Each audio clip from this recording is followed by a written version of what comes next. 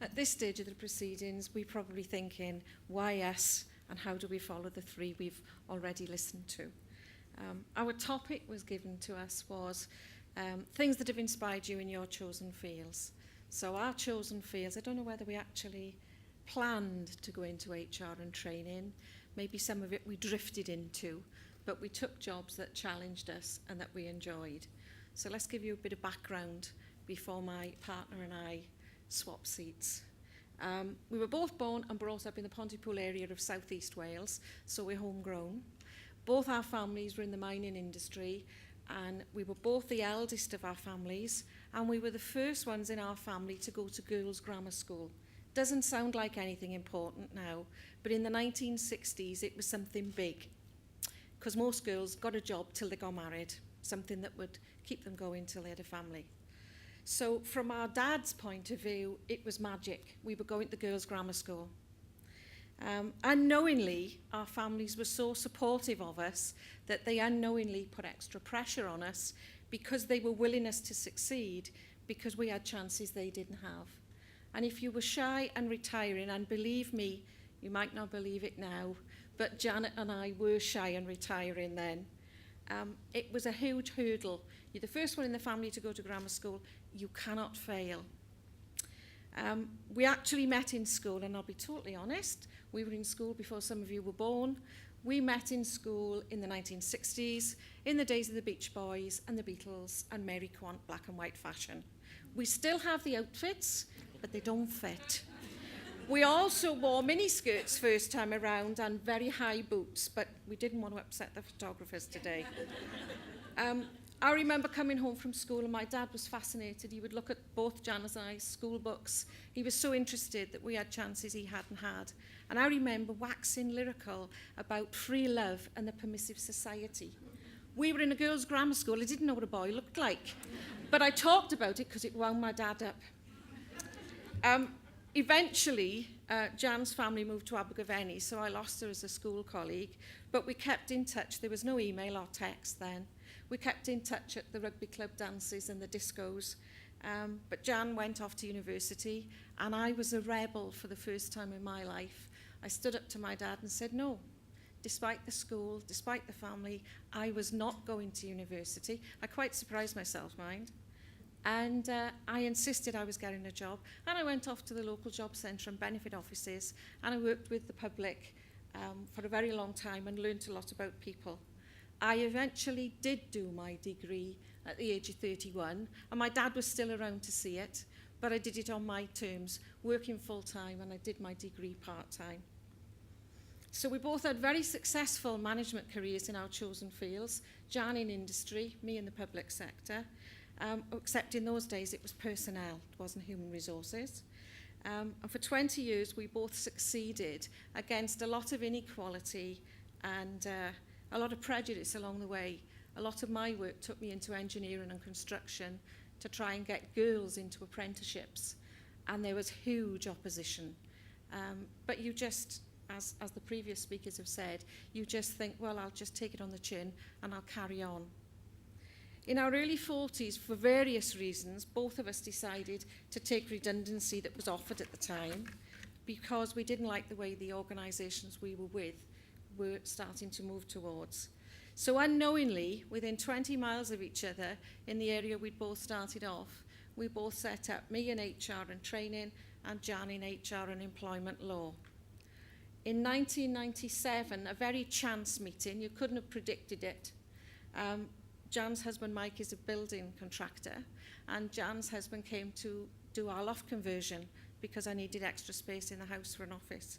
And Mike kept saying, you're in the trade, you must know my wife. And I kept thinking, don't know a Janet Hay, no idea who she is. When he said her name was Janet Roberts, well, it was easy then, wasn't it? Janet Roberts before she was married. So although we both had our own companies for about 15 years, I was a subcontractor to Janet if she had a big contract. Jan was a subcontractor to me. So we both worked for the BBC in Wales and in London. We work for some of our competitors now. We work for Training Services Wales. We work for Acorn. We also work for the Ministry of Defence and the Welsh Assembly Government. And we kept saying, this is working. We should do it officially. So last February, the 19th of February, Janet will tell you, sitting at our kitchen table, a business opportunity had come up and we decided we'd go for it together. So on the 6th of March, with the full support of our husbands and families, we registered the company in Companies House, and on the 2nd of April, we moved into our premises. We had 2 chairs, 2 tables, 1 phone book, 2 mobile phones, and me and Janet, and 1 room. We now have 55 development coaches who work for us, a full-time admin team of 5 staff. We have a suite of training rooms and meeting rooms, and our company works 24/7. We work on client sites, we work shifts, we take the work to the customer. We have achieved accreditation. We're an Institute of Management and Leadership Centre for the ILM, the Institute of Leadership and Management, and we've got our Investors in People status. Our ILM status took us 13 weeks of 18-hour days. Most people do it in 6 months. Our Investors in People status, we applied mid-September and we achieved it on the 9th of December. So we have been quite busy. Our mission is to provide a quality training, coaching or HR experience that makes a real difference to our customers in their professional and personal development, whilst adding real and sustainable value to their businesses. Our vision is that by 2015, we will be the leading provider in Wales. At the moment, we're in the top 3 providers, as we now have 1,400 candidates registered. I'm going to pass you over to my partner now.